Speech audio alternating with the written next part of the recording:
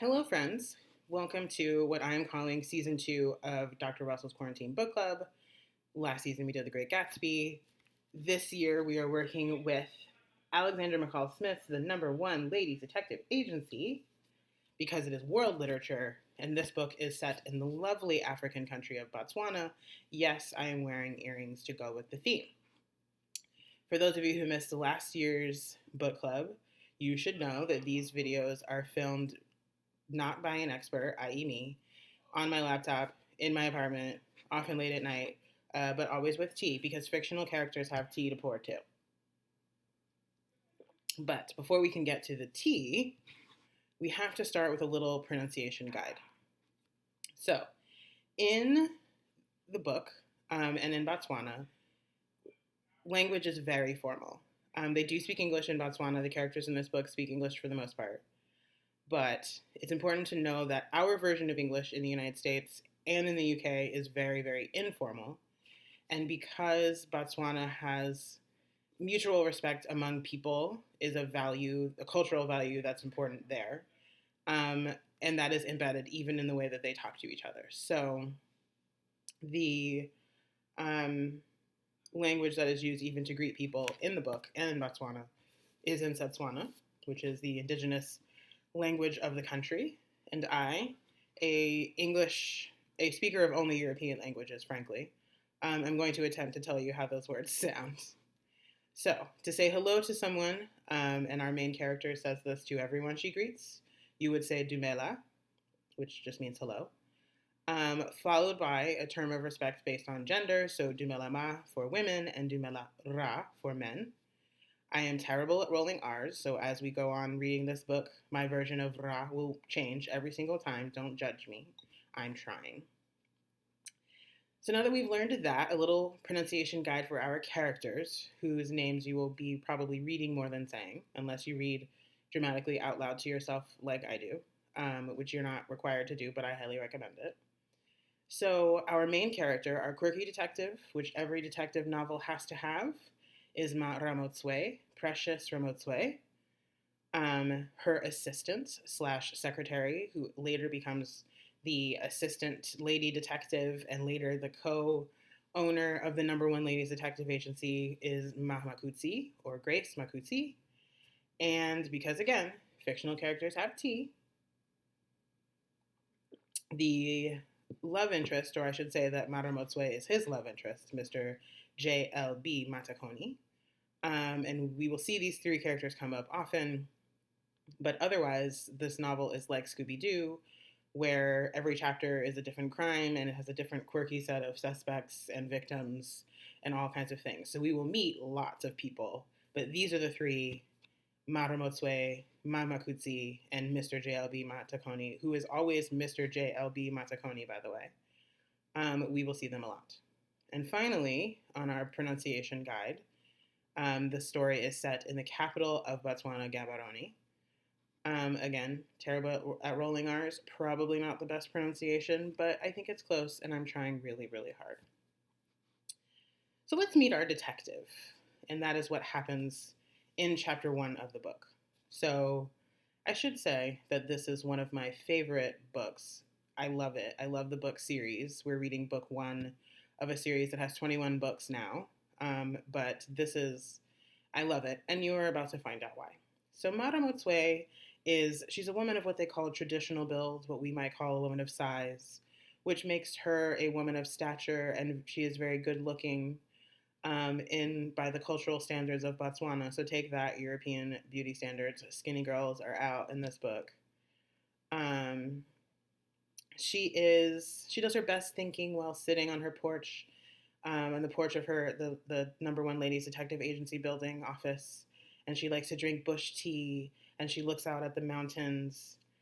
She's a respected member of the community, and the way that she opens this agency is she receives an inheritance once her father passed away. Her mother had passed away when she was very young, and she uses that to open the first female owned and operated detective agency in Botswana, which is a big deal. And she loves her country. She loves Botswana. She loves the people of Botswana. She says in the first chapter that she knows how to love them best. Better, she loves all of God's people, she says, but she knows how to love people in Botswana the best, which I think is beautiful. I feel that way about New York sometimes. And her work is in service to them. So her work as a detective, she feels, is the way that she serves her community, and she approaches the work that way, and you'll see that throughout the novel. So back to the thing about this being my favorite novel. Why wouldn't a novel about a woman who is a lady detective? She's an independent woman. She owns a business, and she's a woman of size. And she's out here unmarried and independent in these streets. So the other thing person we meet in the first chapter is a woman named Happy Bapetsi, and she is our first case. We get hit right from the beginning with our first case after we learn about Botswana and Maramotswe and her relationship to her country. We meet one of those people. So Happy grew up with a single mother without a father. Her father left, and then later she was told that he died. And then all of a sudden, this strange man shows up at her front door and's like, I'm your daddy. I think we should make up for lost time. Miss you, girl. But I cannot stay here because I don't have anywhere to go. So, it's tradition in Botswana, as Maramotswe explains to us, the reader, because we don't know, that, you never let your family members go hungry, right? You would never leave it so that they don't have a place to stay, particularly elder family members. So it's tradition, to always take someone in when you are in that position. So that's what Happy does. And I think she does it because she's hopeful, right? That maybe she can make up for lost time.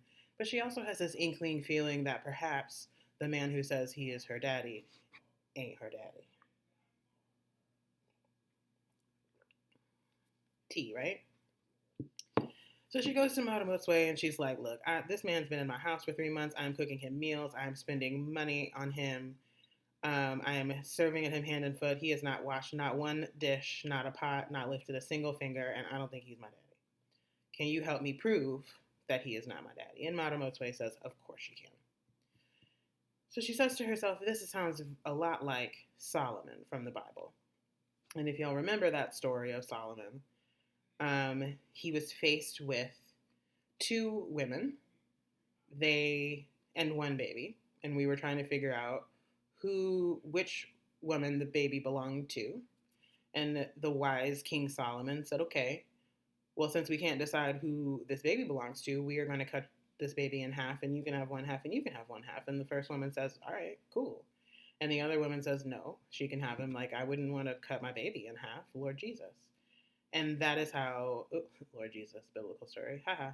And that is how the wise King Solomon decides that the woman who doesn't want to kill her child, it must be her child, because no one would want to be the vehicle for killing their child. So she takes this wisdom from the wise King Solomon, if you will, and decides to give it a little twist so she can figure out if this man is in fact Happy's daddy, which she doesn't think he is, because as she says, a girl knows who her daddy is. And I would be inclined to agree with that.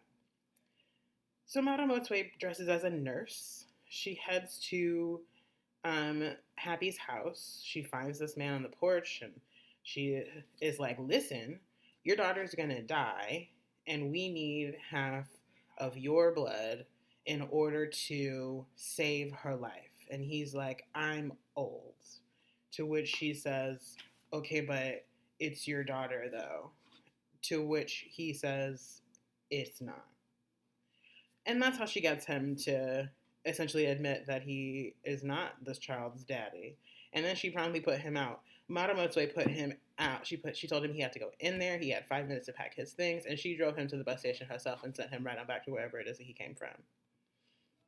And then she leaves a lovely note for Happy and wishes her well. And so I think this kind of introductory case, right, gives us a little bit of a preview, if you will, of what we're in for, right? This is not Sherlock Holmes with a pipe in a coat and hat. This woman is basically wearing cosplay so that she can figure these cases out. And a lot of hijinks will ensue, and I look forward to pouring more tea with you about the #1 Ladies Detective Agency on our next video, episode 2, season 2 of Dr. Russell's Quarantine Book Club. See you then.